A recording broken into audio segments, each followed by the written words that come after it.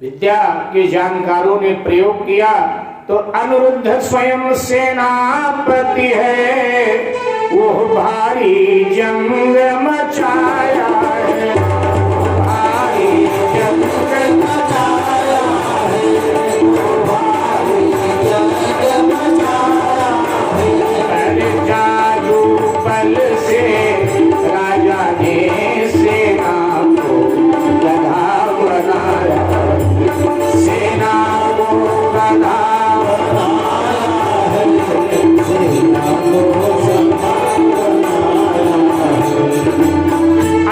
सेना का संचालन कर रहे थे। अनिरुद्ध जी भगवान श्री कृष्ण के पौत्र हैं। कामरूप नरेश ने हारते देखा तो जादू बल का सहारा लिया और उस विद्या से यदुवंश की कुछ सेना को गधा बना दी। कुछ को क्या किया तो पुराणकार कहते हैं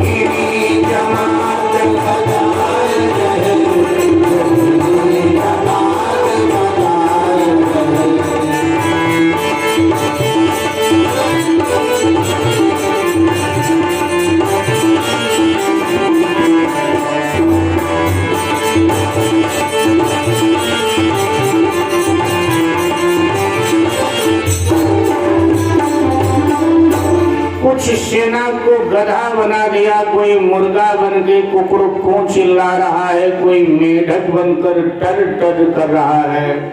भूत प्रेत डाकिनी शाकिनी रणांगण में से प्रकट हो गए और कच्चे मांसों को नोच नोच के खा रहे हैं। मुर्दों की खोपड़ियां जोगनी जमात बजाए रहे हैं। ये दृश्य देखकर अनिरुद्ध हाहाकार कर उठा और श्री हनुमान जी महाराज का ध्यान किया कि हे श्री हनुमान जी महाराज, इस संकट में आप ही मेरी रक्षा कर सकते हो। हे प्रभंजन सुत, आप ही मेरी रक्षा कर सकते हो। और जब इस तरह से अनुनय विनय किया तो उसी समय श्री हनुमान जी महाराज सम्रांगण में प्रकट हो गए। बोलिए श्री हनुमान जी महाराज की। श्री हनुमान जी महाराज सम्रांगण में प्रकट हुए और प्रकट होते ही हनुमान जी सबसे पहले भूत पिशाचों पे टूट पड़े और देखते देखते हुआ क्या, सम्रांगण में हनुमत आए, बैताल पिशाच पे टूट पड़े, बैताल पिशाच पे टूट पड़े, बैताल पिशाच पे टूट पड़े। संग्राम भयंकर शुरू हुआ, अनुरूप वहीं देखते, अनुरूप वहीं देखते,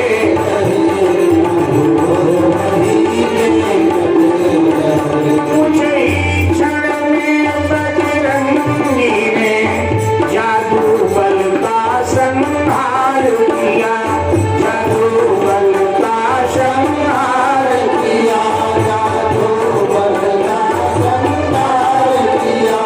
राजा को एक थप्पड़ मारा, यदु सेना ने जयकार किया, यदु सेना ने जयकार किया, यदु सेना ने जयकार किया, यदु सेना ने जयकार किया, यदु सेना ने जयकार किया, यदु सेना ने जयकार किया, यदु सेना पिशाचों का श्री हनुमान जी महाराज ने दलन किया और जादू बल को श्री हनुमान जी महाराज ने मिटाया। कामरूप नरेश को एक थप्पड़ लगाया, थप्पड़ पड़ते ही धराशायी हो गया, सदा के लिए सो गया। उसका पुत्र शरण में आया, हनुमान जी महाराज ने उसे क्षमा प्रदान किया और ये जो लोग बिलक बिलक वेश में हो गए थे, उस विद्या से हनुमान जी महाराज ने सबको पुनः उनका स्वरूप प्रदान किया। अनिरुद्ध आदि सबने मिलकर श्री हनुमान जी महाराज का जय जयकार किया और इस तरह से सर्वत्र विजय प्राप्त करके यदु सेना द्वारिका पधारी और द्वारिकाधीश भगवान का अश्वमेध यज्ञ पूर्ण हो। द्वापर युग का हम सब दर्शन कर रहे हैं श्री हनुमान जी महाराज का। मेरे भाई,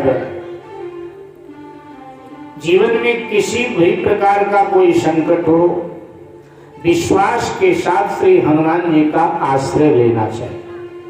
हनुमान चालीसा का खूब पाठ करें, समय है तो सुंदरकांड भी साथ में जोड़ें। मैं बार बार निवेदन करता हूँ, बस भाव से पाठ करें, बाकी हनुमान जी महाराज के ऊपर छोड़ें और हनुमान जी महाराज निश्चित रूप से आपका मंगल करेंगे, क्योंकि मंगल मूर्ति मारुति नंदन और सकल अमंगल मूल निकंदन। लेकिन विश्वास दृढ़ होना चाहिए। एक व्यक्ति घूम रहा था, थोड़ा परेशान था। अच्छा, परेशान व्यक्ति जहाँ कोई ऊंचा टीला देखता है वहीं माथा पटक देता है, तो ऐसे घूम रहा था तो एक अघोरी मिल गया, काले काले कपड़े में जा रहा था, हड्डी वड्डी की माला गले में लटकाए, उसके चरणों में गिर पड़ा। क्या बात है महाराज, बहुत परेशान हो, परेशानी का हल हो, कोई उपाय बताओ। ठीक हो, अघोरी था, सो उसने अपने हिसाब से आराधना बता दिया। झोले में से एक छोटी सी मूर्ति भैरों की निकाली, कहा ले जाओ, इनको धूप अगरबत्ती करना, दीप जलाना और इन्हें काली चीज का भोग लगाना, काली उड़द का बड़ा चढ़ाना है और काले चने उबाल कर इनको भोग लगाना है, काला कंबल चढ़ाना है, ये मैंने काली काली वस्तुओं का भोग लगाना है, धूप अगरबत्ती करना है, प्रार्थना करना है, भैरव जी समस्या हल कर। अब ले आया, दुखी तो था ही, बिठा दिया घर में और ये सब करने लगा। 6 महीने बीत गए, लेकिन समस्या तो बढ़ती गई, कोई हल नहीं। अच्छा करें, हम उल्टा बोल गए, वो भ्रमण कर रहा था तो एक संत जी मिल गए, महात्मा जी मिल गए। दोबारा सुनो, एक महात्मा जी मिल गए। तो महात्मा जी मिल गए सो वो हनुमान जी के भक्त थे। भैरव वाला बाद में मिला। तो हनुमान जी महाराज के भक्त थे, तो उनसे कहने लगा कि हमारी समस्या को आप दूर करें। तो उन्होंने कहा कि देखो भैया, आप ऐसा करो, ये हनुमान जी की मूर्ति है मेरे पास, इसको ले जाओ, घर में पधराओ, इनको सिंदूर अर्पित करना, हनुमान चालीसा का पाठ करना, भोग लगाना, आरती पूजा करना, धूप जलाना, और ये आपकी समस्या हल करेंगे। तो ले आया और घर में रख दिया और ये सब करने लगा। लेकिन 6 महीने बीते, समस्या हल नहीं हुई। तो जब समस्या हल नहीं हुई तो हनुमान जी को उठाया, ऊपर वाले छज्जे पर फेंक दिया। ये तो किसी काम का नहीं, जगह और घर में घेर करके बैठा, तो उठा करके ऊपर फेंक दिया छज्जे पर। फिर ऐसे एक दिन घूम रहा था, एक अघोरी मिला और उसके आगे रोना धोना किया, तो अघोरी ने वो भैरव की मूर्ति दी। अब भैरव की लाकर जहाँ कभी पहले हनुमान जी को बिठाया था, वहीं भैरव को बिठा दिया और फिर वही धूप पूजा सेवा काली वस्तुओं का भोग ये वो सब चढ़ाने लगा। लेकिन समस्या और उलझती गई, बढ़ती गई। तो एक दिन धूप आदि जलाकर भैरव के सामने बैठा था। बोला यार बात क्या, ना हनुमान ने सुना ना भैरव सुन रहा है। सब दुनिया की तो काम हो जाते, मेरे क्यों नहीं? कोई कमी है क्या पूजा पाठ? तो देखा जो धूप जलाया था ना, धूप का धुआं ऊपर जा रहा था। धुआं का तो स्वभाव ऊपर ही जाएगा, या तो हवा जैसी चल रही होगी उस तरफ जाएगा। तो हवा थी नहीं तो धुआं ऊपर जा रहा था। आप बोला समझ गया, समझ गया। ऊपर हमने हनुमान को फेंक दिया है, पड़ा है ना, और ये सारी खुशबू धूप अगरबत्ती की हनुमान खींच लेता है, शरारती तो है। अब जब खुशबू भैरव की ओर नहीं मिलती तो ये राजी कहां से होगा? तो हाथ से धुआं भैरव की तरफ करता, लो महाराज खुशबू लो। और एक हाथ ऊपर उठाकर हनुमान जी को कहता है, भाई जब तूने मेरा काम नहीं किया तो मेरे जलाए हुए धूप अगरबत्ती की खुशबू क्यों खींच रहा है? मान जा, शरारत मत कर। अब कब तक हाथ से धुआं भैरव की तरफ करे? जैसे हाथ रोकता है तो धुआं फिर ऊपर जाता है। भाई समझा रहा हूं, राजी राजी मान जा, वरना मेरी खोपड़ी खराब हुई ना तो फिर कुछ बड़ा ही काम कर दूंगा। लेकिन फिर हाथ हटाता है, फिर धुआं ऊपर। बोला तू ऐसे नहीं माने, तू जिद्दी स्वभाव का है, मुझे पता है। और हनुमान जी की मूर्ति ऊपर से उतारी, नीचे जमीन पे पटक दिया। बोला मैं तेरे नाक में रुई ठूस देता। और रुई लेकर आया, हनुमान जी के नाक में रुई ठूसने लगा। तो उसी समय मूर्ति से साक्षात श्री हनुमान जी प्रकट हुए। तो श्री हनुमान जी महाराज तो बड़ा प्रसन्न हुआ, दौड़कर हनुमान जी का चरण पकड़ लिया। बोला महाराज, जिन बाबा जी ने आपकी मूर्ति दिया था उन्होंने तो कहा था सिंदूर चढ़ाना, धूप अगरबत्ती जलाना, हनुमान चालीसा पढ़ना। ये तो बताया ही नहीं था कि हनुमान जी के नाक में रुई ठूस देना। नहीं, पहले दिन ही रुई ठूस देता और आप राजी हो जाते। 1 साल हो गया पापड़ बेलते बेलते, तो ये पापड़ न बेलने पड़ते।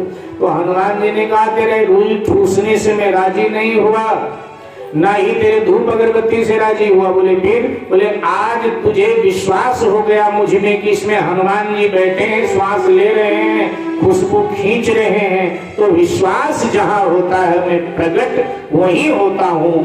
विश्वास आज हुआ तुझे मुझ में, तो इसलिए आज मैं प्रकट हो गया।